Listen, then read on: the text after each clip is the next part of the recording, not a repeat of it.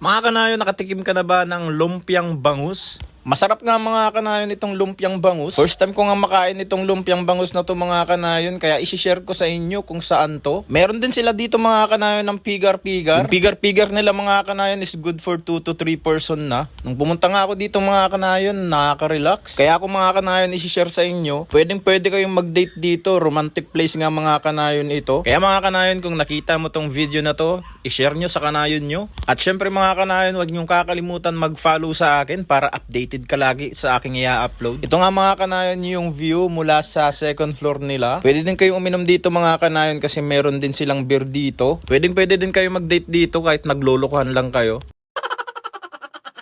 Tignan nyo naman mga kanayon, no, napaka-romantic quality dyan. Ito naman mga kanayon yung sa baba. Tignan nyo naman, no? Wow. O siya mga kanayon, dito lang yan sa Arpateo Restaurant Food Park Events Place. Perez Boulevard, Poblacion, San Carlos City, Pangasinan. Ito nga mga kanayon yung sa baba ng Arpateo Restaurant.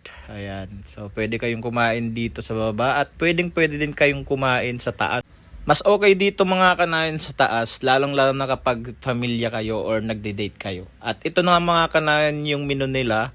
Ayan, pipili na lang kayo guys. Murang-mura na dyan.